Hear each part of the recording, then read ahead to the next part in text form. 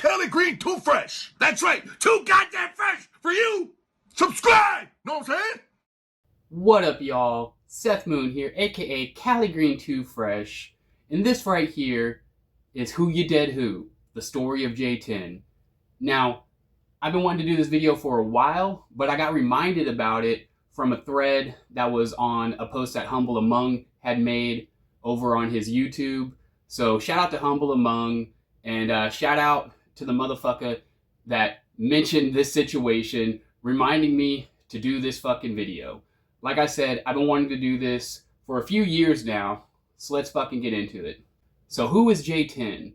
Well, J-10 was Blaze Ya Dead Homie's hype man from sometime around the end of 2008 until like early mid 2011. So Blaze and J-10 had initially met during the Clockwork Gray tour. At the time, J-10 was the hype man for Psycho Jesus. After this initial meeting, J-10 became the weed guy for Blaze and Twisted and Psychopathic acts whenever they would come through the Tampa area. Now, J-10 got the call to be Blaze's hype man from Blaze directly sometime around 2008. This was during a time that ROC wasn't going to be able to be Blaze's hype man, and J-10 and Blaze got to talking, and he was invited to hype Blaze Ya Dead Homie. They would go on to have a working relationship until 2011, but cracks begin to show sometime in 2010.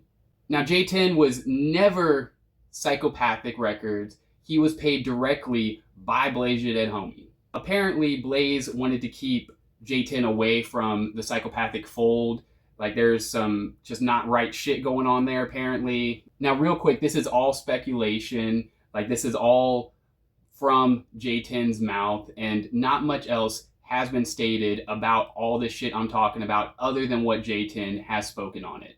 So after a few years went by, J-10 was invited by Blaze to jump on a couple tracks for Blaze's extended version of Gang Rags. This was a tour exclusive that they're going to be dropping during the Drive-By 2011 tour, which took place, I believe, sometime in February to March of 2011, but I could be wrong on those dates. J-10 would be featured on the songs Ghetto Benefits, He said, she said, talk shit, now he dead. and Simply Fresh. J-10, keep it simply fresh. Popping collars in the second while I'm breaking necks. So there were 1,000 copies of this project press, but only 500 had actually made it onto the tour, and whenever those sold out, Blaze had requested to have the other 500 sent out to the tour, but apparently they were blocked from getting sent out. This was apparently due to J-10 being on that project. Now, J-10 has stated that this is due to Violent J having an issue with him. Now, apparently, Blaze was later instructed to rap over J-10's verses, but apparently Blaze didn't want to do this and had told J-10 that he was not going to be doing this. Now, this tape would be later repressed for the 2011 Gathering of the Juggalos. J-10's songs were replaced. Ghetto Benefits was replaced by Dead Gangstas, and Simply Fresh was replaced with Just Another Fish.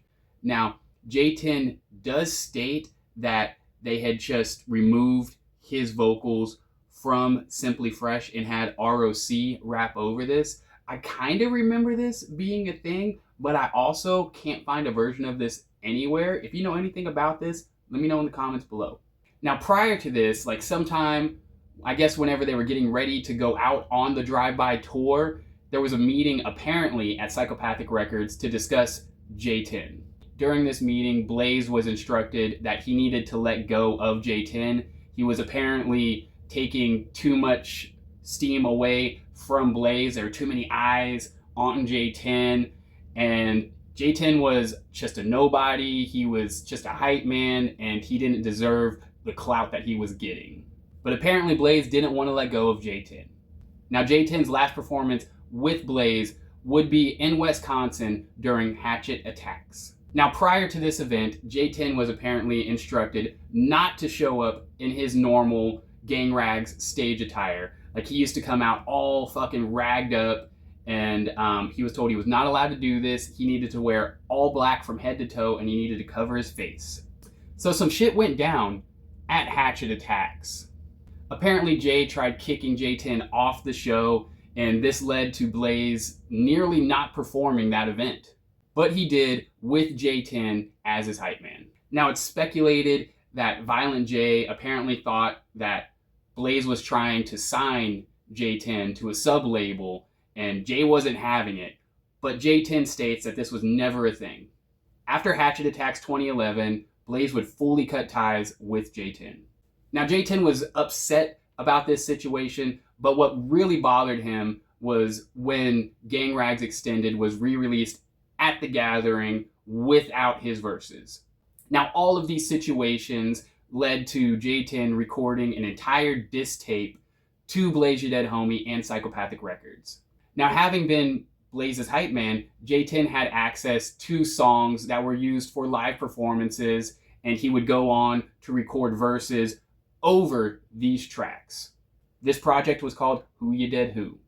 Who wanna fuck with the unfadable? Homie, I do. Now in October of 2011, ICP, Twisted, and Blaze were on the American Psychos tour. And on October of 22nd, that tour would hit Tampa, Florida.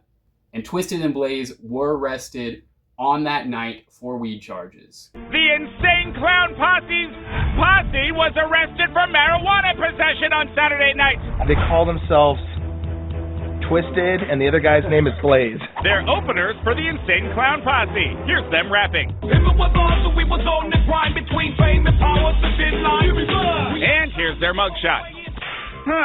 Suddenly they don't seem so scary. Now prior to this happening, J-10 had posted some pictures online of his diss tape and stated that he was going to be in the parking lot handing out copies. Now shortly after arriving, J-10 was approached by Corporal Robinson, who told him that he needed to leave the grounds. J-10 left but continued to hand out copies of his diss tape as he was leaving through his car window. Now later that night, J-10's phone would start to get blown up with text messages and phone calls from a bunch of fucking juggalos stating that he had fucking ratted out Twisted and Blaze for having weed. But like so many people arrested for marijuana possession, these guys insist they were framed. Wait, so we spoke with Monoxide Child, whose real real name is Paul Methrick, and he says the group was set up and snitched on by a guy with a vendetta against them. So J-10 would go down to the police station to get copies of the police report to prove his innocence. Shortly after this, J-10 would go on to do 2 interviews, one being with Faygoluvers.net and the second one being with Child's Play Ninja. Now Faygoluvers decided not to release their interview with J-10, but he had actually recorded it himself and went ahead and released it. I have a link to that interview down below. Sadly, the Child's Play Ninja one does not exist anymore.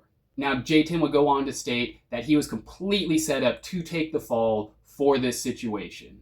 A few months after this, J-10 would go on to release a solo album titled To the Moon, which was, I believe, mixed and mastered by Low-Key and the Joker. And this was the last time the Juggalo world ever heard from J-10. What a crazy time this was in the Juggle world. Like, I remember as all this shit was going down and just being like, whoa, what the fuck is up with this shit? And I remember watching Child's Play Ninja's interview. I remember listening to the Faygoluvers interview and just being like, holy shit, like, I don't know what the fuck to believe. And honestly, I still don't fully know what to believe. But what the fuck do y'all think? Let me know down in the comments below. Till next we meet, I'm Cali Green 2 Fresh. Always keep it wicked motherfucking fresh. Whoop whoop. Peace the fuck out. Oh, that guy. That guy looks insane. Which guy? Oh, right, this one. Yeah, he talks to the devil.